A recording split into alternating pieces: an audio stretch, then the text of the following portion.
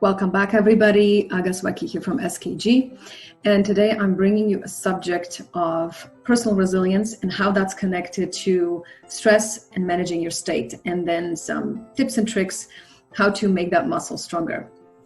So for most of us, our professional lives and our personal lives blended together. So here we are, we have this opportunity to bring our whole selves into life. We can no longer separate, here's professional me, here's personal me. There's some level of overlapping just by default because of everything that happened.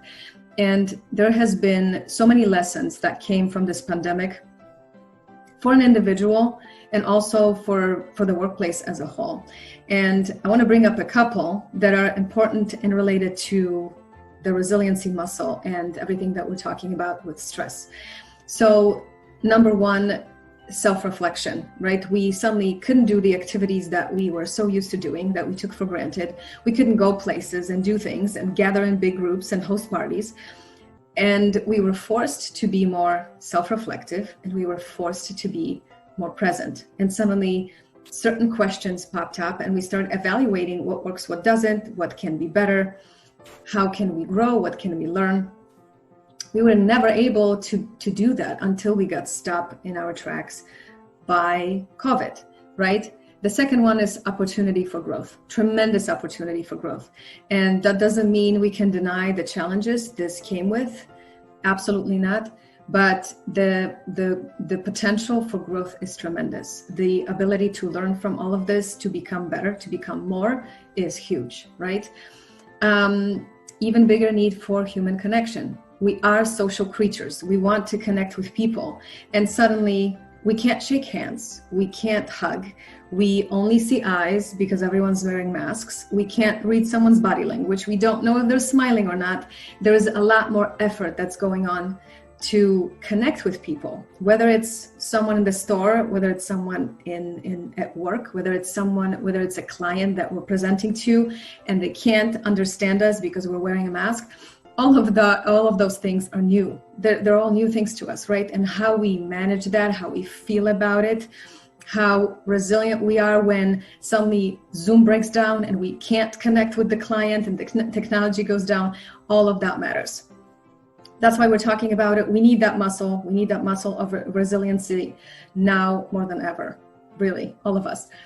So let's talk about this whole idea of resilience. So obviously it is an ability to bounce back, but it's also the way we see change and the way we respond to challenges. So if I see challenges, whether it's a pandemic, so something big, or something small that happens in my life, whether it's changes, if I see that as an opportunity, if I see that as an opening for creativity, for resourcefulness, for an ability to find a new solution that maybe was not there before, that's a very different mindset than I'm stressed, I freeze, I'm uncomfortable, I don't like when things change, I get upset, my state changes, I don't feel as good anymore. There are two different ways of responding to things.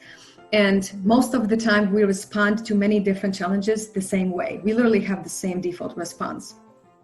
So what I'm saying is the resilience muscle can be exercised. It can be made stronger. It can expand to include small things, big things. And when things like a pandemic comes, we are more prepared to handle it with a lot more grace, right? So, and the way it's related to stress too, think about this. When we are in a state of stress, we focus on self. So suddenly I'm thinking, what's going to happen to me? What's going to happen to my family, my job, my home, right? I'm not thinking about other people, whether you want to deny it or not. It's fight or flight. I want to think, what's going to happen to me? But it's actually to shift this, to help this, to remedy the situation. It's actually good to step out of it. So completely step out of thinking about you and start thinking about other people. How can I be of value? How can I serve? How can I help? Who else needs support? Even if it's a simple hi or an email or a phone call to check on somebody. That means so much during this crazy uncertain times, right? Because that person might not have anybody checking on them except you. So How I handle stress matters. That's related to how resilient I am, how big that muscle is. And also, your emotional state. So how you feel on a daily basis. So even now, take this one day at a time, because it really is. It's not a huge change that we have to make, but this is work that we have to do every day. So your emotional state is how you feel, and how you feel drives how you behave and act and show up in the world, in the workplace, in your personal life, how you handle challenges, how you handle change, how flexible you are. It's a huge deal. So is it happening by design, or is it happening by default? That's the biggest question, right? Is your emotional state happening by design or by default? If it's happening by default, it's probably the same response you've always had. So I want to leave you with a couple of things, and I want to invite you to explore these things with me, whether it's all three of them or maybe it's just one of them. But these are helpful tools to grow that resiliency muscle and really self-reflect of where can I become stronger.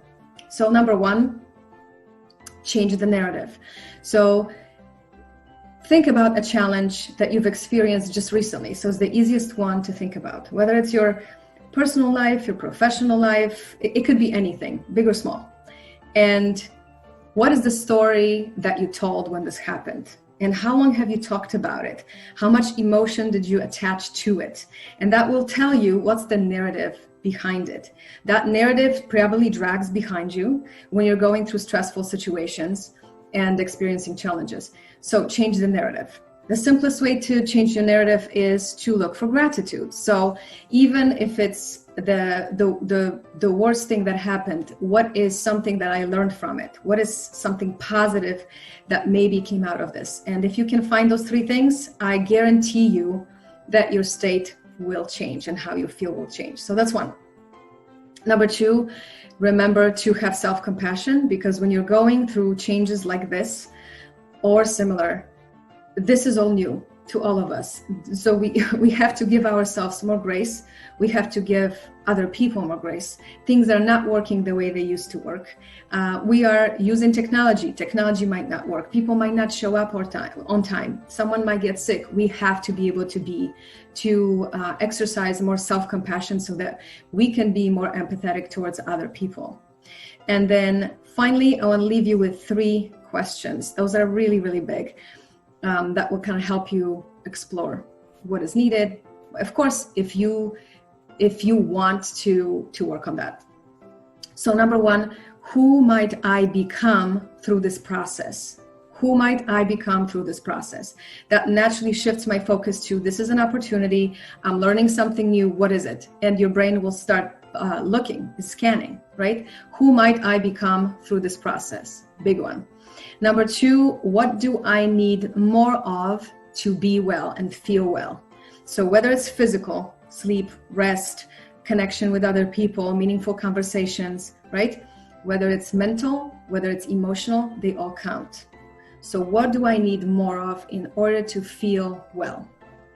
And then lastly, what can I commit to on a daily basis to take care of my wellness? So this last one, this is baby steps. This is small actions. This is not anything big. This is one day at a time. So what can I incorporate in my schedule, even if it's for 5 minutes, to make me feel more balanced, to make me feel more peaceful, to make me feel healthier and better? Whether it's maybe reading a couple of pages of your favorite book, maybe it's a coffee on the porch before you run out to work, maybe it's a conversation and reconnecting with a friend that you haven't talked to in a long time, maybe it's yoga, maybe it's meditation. There's so many things. But start with something so small that it doesn't overwhelm you. It doesn't make you feel like you have to suddenly build a new habit, but at the same time rebalances your day and rebalances your emotional state. I hope this was helpful. I'll see you next time.